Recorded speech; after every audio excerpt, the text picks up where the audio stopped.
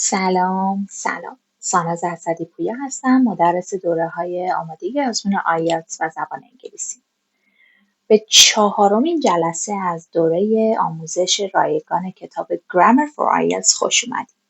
جلسات قبل رو دیدیم، تمرین‌های تلگرام براتون گذاشته بودم رو انجام دادیم. خیلی عالی اگر این کار کردید. اگر نه هنوز دیر نشده. همینجا استاپ کن، سابسکرایب کن که یادت نره بیای ببینی. برو ویدیوهای قبلی رو ببین، تمریناتتو انجام بده و در ادامه با ما باش. همونطور که میدونی قراره یه دوره گرامری پویا با هم داشته باشیم. پس لازمه که درساتو خونده باشی. خب و اما جلسه 4. این جلسه میخوایم در مورد زمان گذشته استمراری صحبت کنیم. Past continuous. توی سری کتابای گرامر ممکنه ببینی past progressive. هر دو درسته. اول از همه فرمش رو بررسی کنیم. Was or were plus verb plus ing. For example, she was watching the news. حالت منفیش.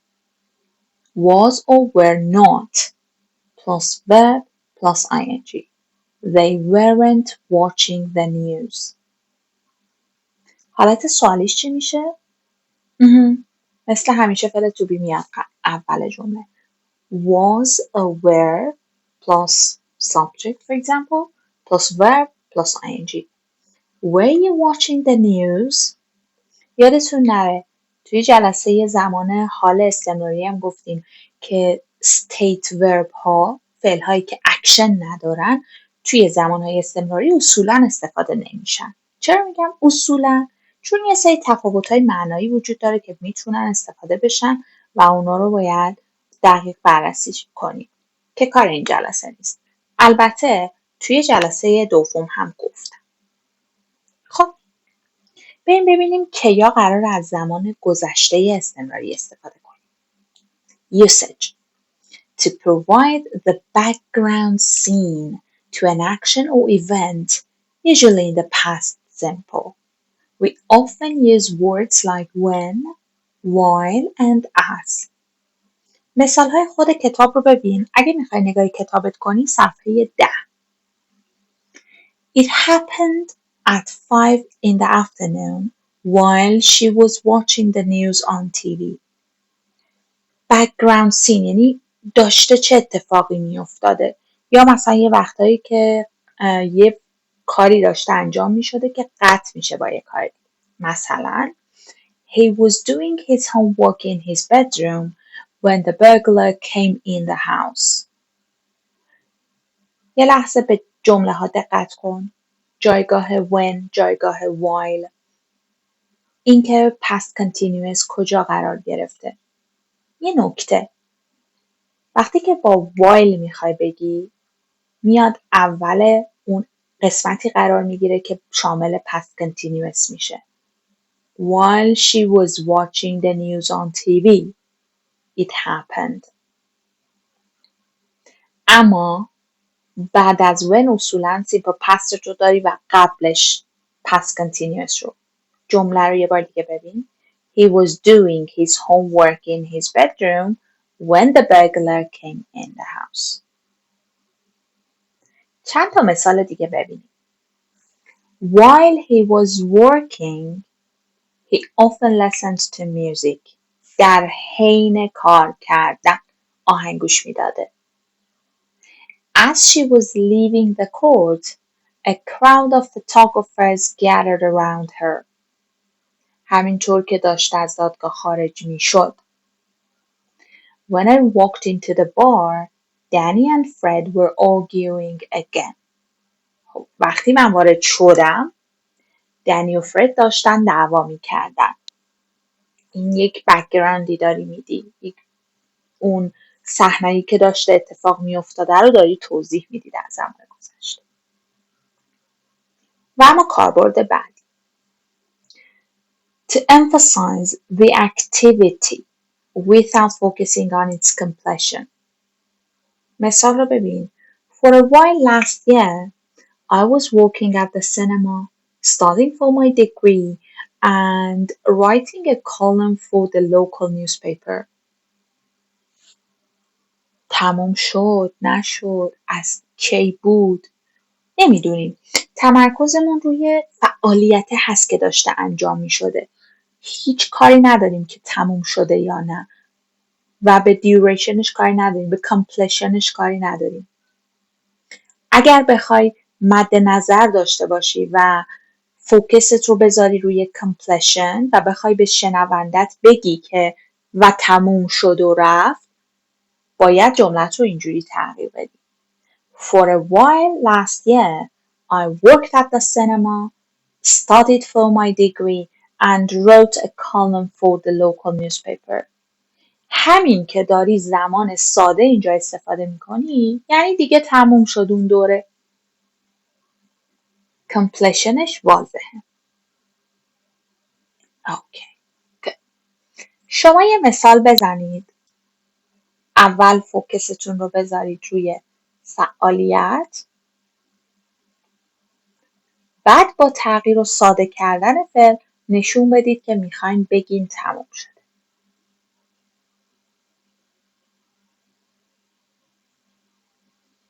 خیلی عالیه. Great. یه کاربرد که توی کتاب گرامر فارس براش پوینت خاصی اشاره نکرد، ولی بگم که جالبه. Parallel actions. فعالیت هایی که به طور موازی at the same time داشتن انجام می شدن. To indicate that two actions or more were happening at the same time. I was watching TV while the children were playing outside. من داشتم تلویزیون نگاه می‌کردم، بچه‌ها بیرون بازی می‌کردن. هر دوتاش تو یه زمان اتفاق افتاد. Were you listening while Kevin was explaining the new policy? وقتی کوین داشت سیاست جدید رو توضیح میداد گوش میدادی؟ At the same time. یه مثال بزن برام. Voilà.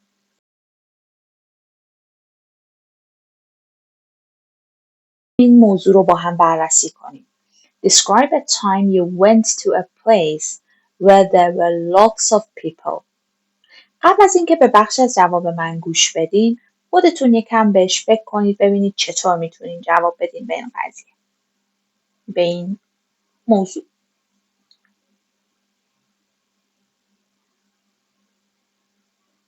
حالا به قسمتی از جواب من گوش بدین. Well, I generally don't like being in places mobbed with people and don't feel comfortable in such places. However, I've experienced it several times.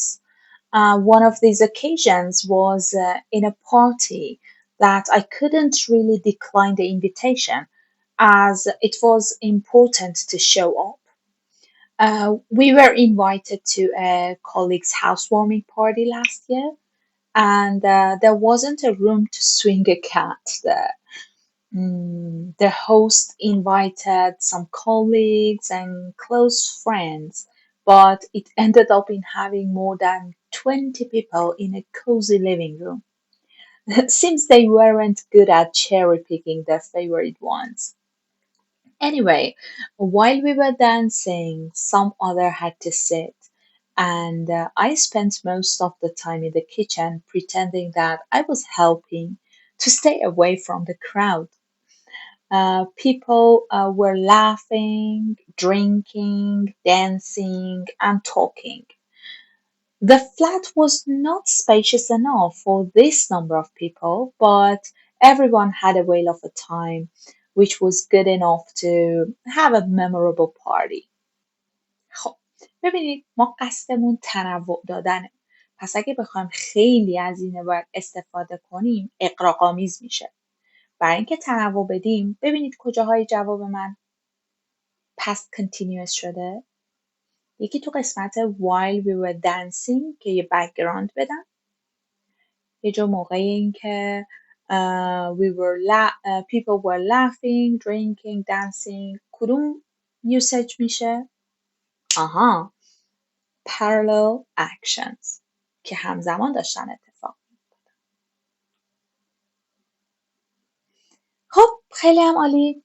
اینم از توضیحات در جلسه 4 و زمان گذشته استمراری. امیدوارم که بهتون کمک کرده باشم توی یادگیری این زمان و شما با سابسکرایب کردن منو حمایت کنید. میتونید توی کانال تلگرام من همچنین IELTS with ساناز و اینستاگرام IELTS with ساناز دنبال کنید کارها رو. توی تلگرام جواب‌های سمپل اسپیکینگ زیاد داریم و همچنین برای هر کدوم از ویدیوهای یوتیوب تمرین‌های گرامری گذاشته میشه. تا جلسه 5. Goodbye. Subscribe.